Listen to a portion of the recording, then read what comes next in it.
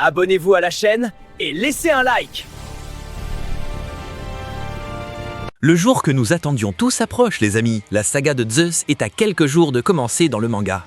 Et bien sûr, nous avons déjà quelques spoilers qui circulent sur Internet. Ces spoilers de quelques pages ainsi que d'autres messages ont été publiés sur le site officiel de l'auteur Masami Kurumada, montrant ce qui nous attend dans la saga du ciel. Bonjour Chevalier et Amazon, soyez les bienvenus pour une nouvelle vidéo spéciale ici sur la chaîne. Aujourd'hui, l'ambiance est à la fête et à l'impatience car le maître Masami Kurumada a enfin rompu le silence et a diffusé quelques spoilers de la saga du ciel de Saint Seiya. Dans la vidéo d'aujourd'hui, nous allons analyser chaque détail des nouvelles images de la saga du ciel, analyser les spoilers qui ont déjà surgi et comprendre le rôle des personnages fondamentaux qui reviennent dans le canon. Alors, commencez déjà à commenter vos attentes, préparez votre cosmos, cliquez sur le j'aime, abonnez-vous à la chaîne, activez la cloche et c'est parti pour cette super vidéo. Le voyage vers l'Olympe a officiellement commencé. Le site officiel du maître Masami Kurumada, le créateur qui a donné vie à toute cette mythologie que nous aimons depuis les années 80, a été mis à jour récemment et a enflammé Internet. Pour ceux qui ne le savent pas, Kurumada est connu pour être un auteur qui planifie actuellement ses intrigues à très long terme, et ce que nous avons vu dans les spoilers divulgués est un collage d'images inédites qui marque le début de la tant rêvée saga du ciel en format manga. Et cette diffusion ne vient pas de n'importe où, elle a été faite par Isao Okada, le bras droit et assistant personnel de Kurumada.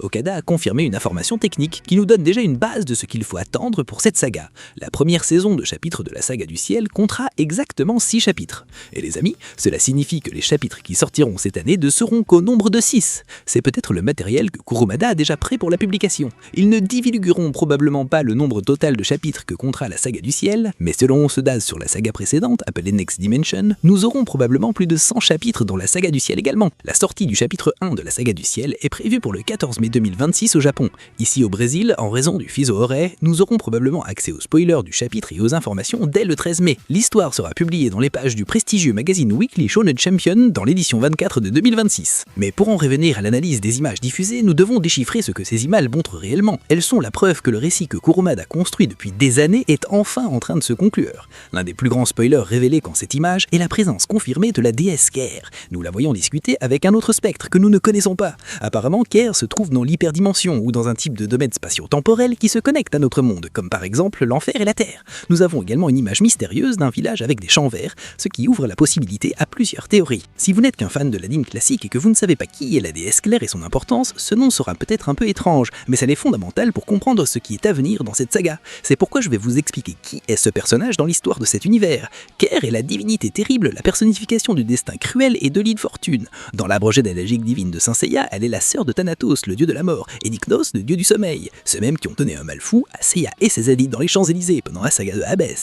Ker a été introduite officiellement dans le chapitre spécial du manga classique appelé Saint Seiya Origins, sorti en 2018. Son importance est colossale. C'est elle qui a envoyé l'esprit malin qui a possédé Saga des Gémeaux lorsqu'il était encore bébé, déclenchant toute la rébellion au sanctuaire que nous connaissons lors de la bataille des 12 maisons. En d'autres termes, Ker est la responsable indirecte de presque toutes les morts de Chevaliers d'Or et des épreuves qu'Athéna a dû traverser. Elle apparaît également dans Saint Seiya Destiny et rencontre aussi Canon après la bataille contre Poséidon et avant que le chevalier ne rejoigne l'armée d'Athéna dans la saga d'Hadès. Son apparition actuelle dans la saga du ciel suggère que les dieux de l'Olympe ne font pas qu'observer de loin. Ils envoient leurs agents les plus dangereux pour punir les humains qui ont osé défier le monde souterrain.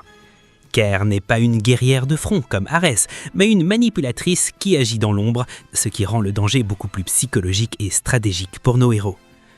Saint Seiya n'est pas seulement une question de combat, c'est une question de concept de cosmos, l'énergie primordiale qui réside à l'intérieur de tous les êtres vivants issus du Big Bang. Les chevaliers élèvent cette énergie en brûlant leur cosmos, atteignant des niveaux de puissance qui défient les lois de la physique. Notre protagoniste, Seiya de Pégase, a perdu la mémoire, mais il continue d'être en Grèce à la recherche de sa sœur Seika. Seiya et les autres ne se souviennent pas avoir été des chevaliers, car le dieu Apollon a effacé leurs souvenirs à la fin de la saga Next Dimension. Athéna est la seule à avoir retrouvé ses souvenirs, mais elle souhaite affronter l'Olympe seule.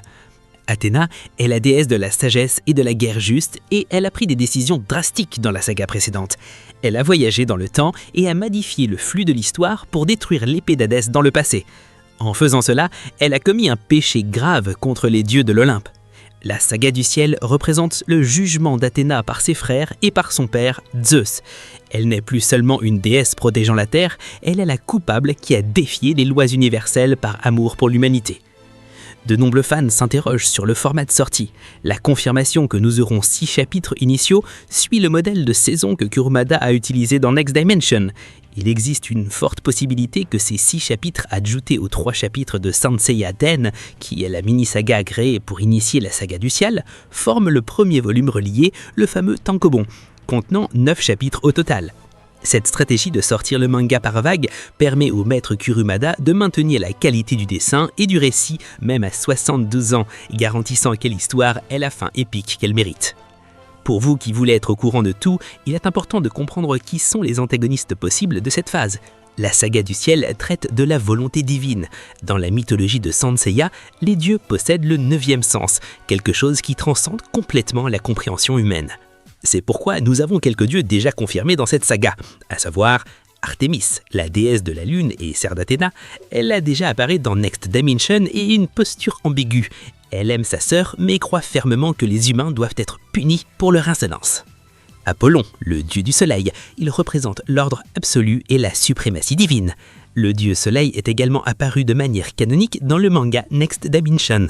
Apollon est portrait comme un être d'une puissance incommensurable, capable d'effacer l'existence d'un être humain d'un simple regard.